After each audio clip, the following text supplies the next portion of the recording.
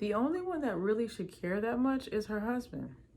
Hey guys, what's up? It's Cecily, and this is the final review for the Housewives of Beverly Hills, largely because this was the last show last night. It was episode 3. I'm almost speechless. Originally, when I watched it and I went to Twitter, I wrote a lot of crazy stuff. I'm gonna be honest with you. I was extremely disappointed with this season and how everything was handled and resolved.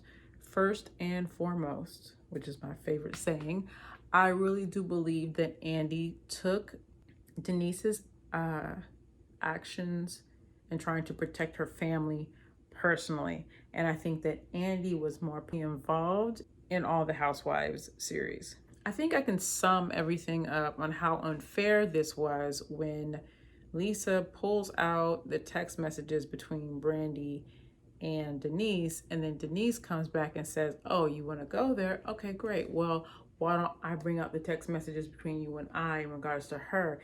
And immediately Lisa said, those are private. For Lisa to confidently say that her communication with Brandy was private, however, she encouraged Denise and Brandy to duke it out basically in a public forum. Not only did she say this multiple times, but she brought text messages from Brandy to air out Denise on live TV. Why do you get to claim the right to privacy and Denise needs to share her truth? She needs to share her truth with you in America? For what? Let me tell you right now, it's completely possible and super easy to fake text messages. I went to a website called iPhone Fake Text Message, and I created this thread right here between me and Whoopi Goldberg. There are apps that can do this. You can backdate them. You can make them come from whatever phone number you want to. You can also hire a designer to do it too. It's much easier to do it via app. And one thing that's really messed up is that judges and attorneys and things like that don't even know that these things exist. So you can create a whole fake text thread and lie on someone, and they have no idea that this technology is there. They would likely take that to heart. So coming up with these text messages, these receipts that these people like to hold on to, she could have spent an evening creating a whole thread, and it doesn't mean anything. I think Garcelle said it best. Why do you care so much? Why do these women care about what Denise is doing in her spare time? Never have I seen a group so obsessed with someone else's sex life. If she cheated, if she didn't, if she was with her or she's with somebody else, it's nobody's business. And when I went to Twitter and I looked at all the people and what they were saying, an overwhelming majority of people thought that this was completely inappropriate for this show to use this moment as a storyline. The people don't agree. The people that you think are here for the down and the dirty and the raw don't agree. And we all suffered. Many of us suffered along with Denise as she was dragged through the mud, embarrassed, humiliated, poked, prodded, taunted, over and over and over again. Each time I would look at the ladies, I would hope to see a glimmer of remorse or softness or just that thing that we all have, that nurturing thing. They're all moms. So it's like you see a fellow sister, like you don't hate her, like she might get on your nerves, she may have embarrassed you, made you feel some kind of way, but to see her go through this over and over and over again, and to see the lady gang get stronger. They got more and more callous, more void of emotion, and even more intentional in hurting her, and that was very, very dangerous. This woman now has emotional pain and trauma and public embarrassment And for what? For her messing around with somebody, at least you think? Relentlessly, to the point where she's in tears, frustrated, red in the face, giving up. They all ganged up on her. I'm like, we're really looking at a lady gang. The only one that really should care that much is her husband. And you know what? Even if you are my best friend, you're not privy to any information that I haven't given you. And I think the world knows that. I think the world can relate to that. The world can relate to some things just don't make sense. The world can relate to there are some people that are just evil. There are some people that just will set you up. There's some people who have a program for you. They will see you in these streets and they say, you know what? Prime subject. And they will have you every which way and they will ruin your reputation thereafter and claim to be a victim. This is classic narcissism. I don't know why everyone can be protective of their husbands, but Denise has to offer hers up.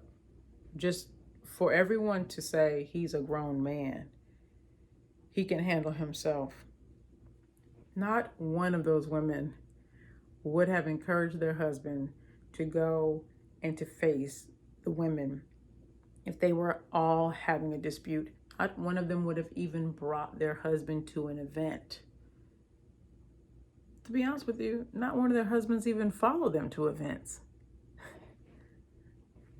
Maybe that's the problem.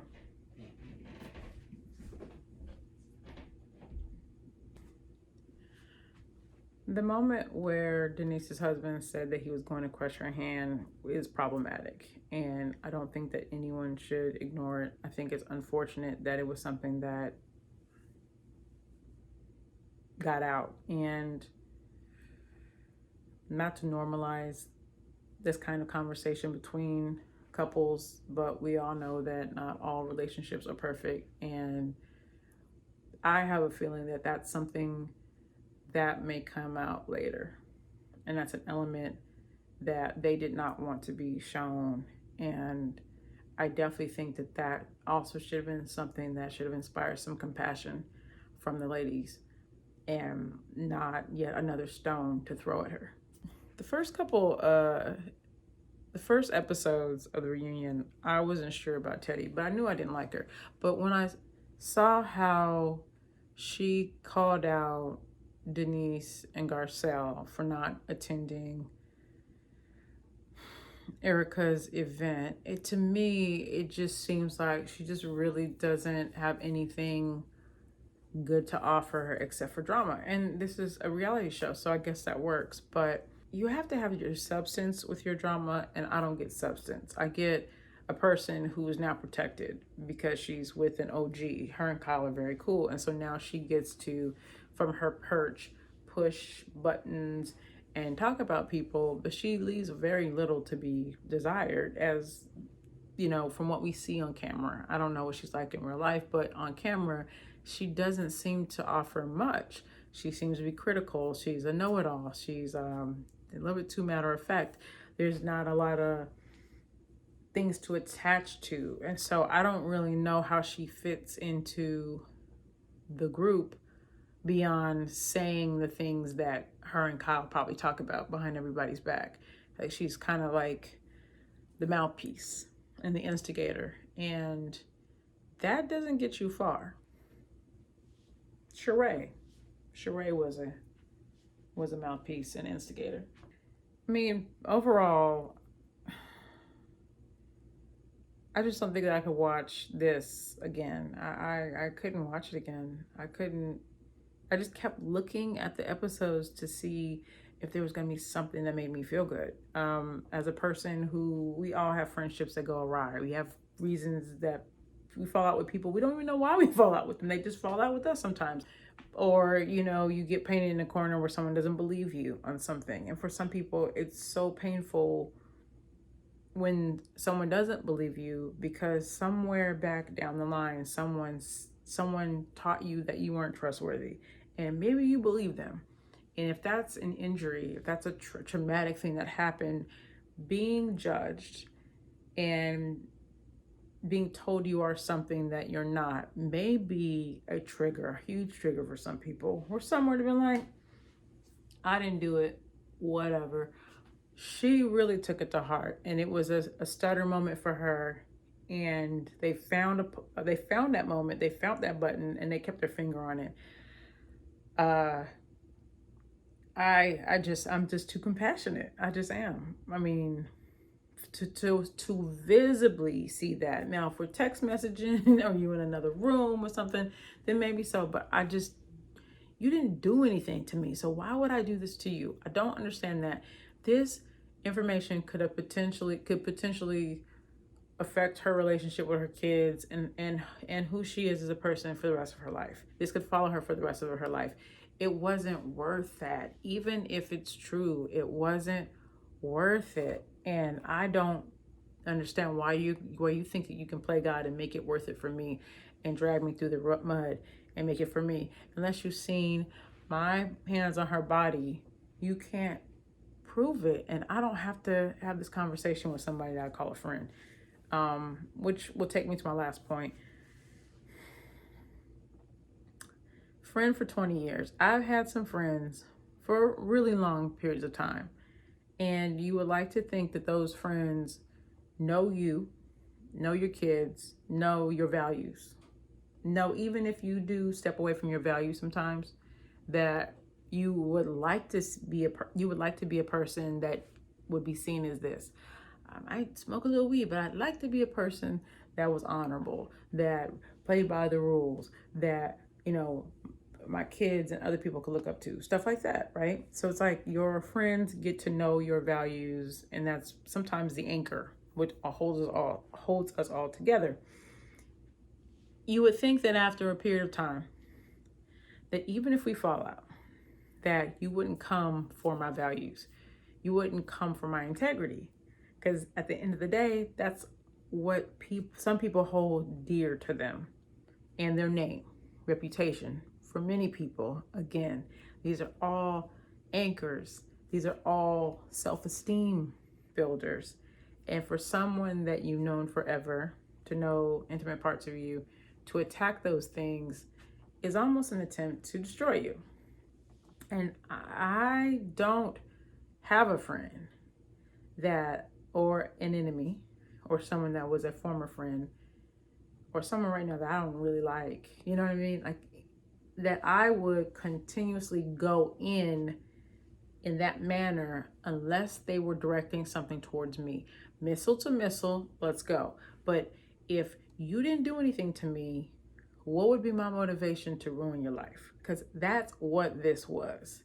This was, I'm in the middle of a custody battle. I have a new husband. Some things ain't been 100%. This woman is pure trouble and hell all in one basket. I don't need this kind of stress. I'm tripping off of what y'all said at my dinner about the threesomes. I damn sure can't handle this. And they went full speed ahead. And it seemed that Garcelle was the only level normal person in all this.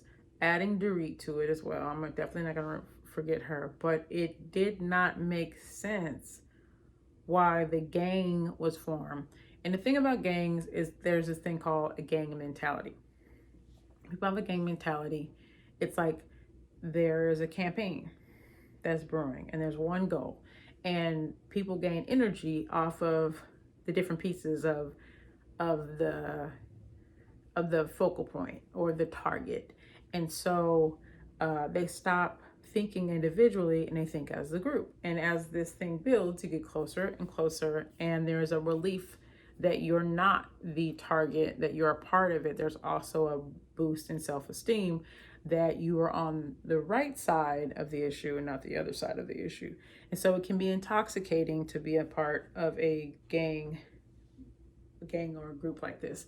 And they've done studies where they've actually shown that if individuals were faced with situations, normal situations, they were less likely to be more violent, less likely to be more aggressive if they were by themselves. But the group kind of takes on a mind and spirit of its own, and the acceptance model and the feeding, the back and forth, the what's the word?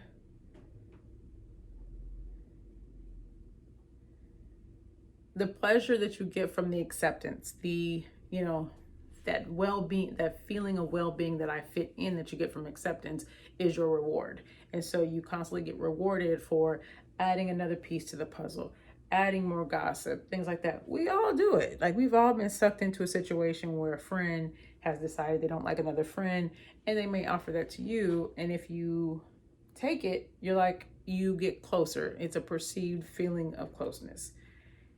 It's a provocative, sort of intoxicating kind of thing. It's like a magnet. You know what I mean? It just draws you in. The next thing you know, you're talking about somebody, but you're building at the same time. And that's what the fuck this was.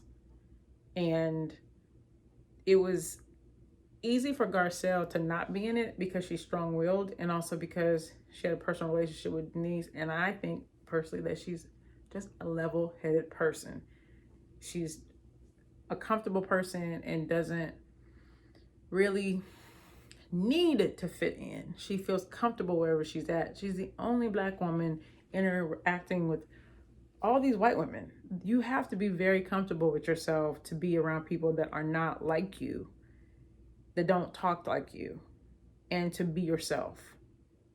I want you to know, especially for some of my white girlfriends out there, or non-Black friends in general, for someone who is a minority to be around you and be themselves and not change their behavior completely around you is a sign of confidence and self-esteem. And I think that there are people within this group that lack self-esteem, and that's why shit like this went down. So with that being said, I'm just blown away that it ended the way it did. I hurt for Denise. I wanted to cry for her. I've been in her shoes. And I think every single one of us have been on the other side of a heartless group of people that were like, wait, while you try to gather yourself. And not everybody is quick-witted and confident and say, I don't need this. Because the first time you would have came for me and I told you, I didn't do anything. We'll talk about something else. And you keep on talking to me with that bullshit, you can kiss my ass. I'm out. I don't need this. I don't need you. And I'm not filming unless we're talking about something else. Because I'm worth it. Man, I've loved Denise as an actress. I really like getting to know her on the show. And I'm really sad that this is something that happened to her, and I don't know what's going to happen with the franchise. Beverly Hills is my favorite. Atlanta was my second favorite. But if Garcelle's not there,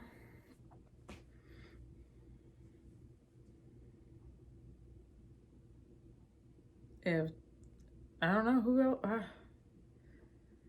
I mean, when I started this off by saying that Erica was a favorite of mine, and she was, but I saw her do some things with the gang, you know, the girl gang, and it's like, oh, you finally broke down. You want to be a part of the gang, after all. We're so much cooler when you didn't want to be. Let me know your thoughts in the comments, and if you like me doing these reviews, give me a thumbs up, because we've all been watching a lot of TV, and I'm thinking, damn, why not talk about it? Bye.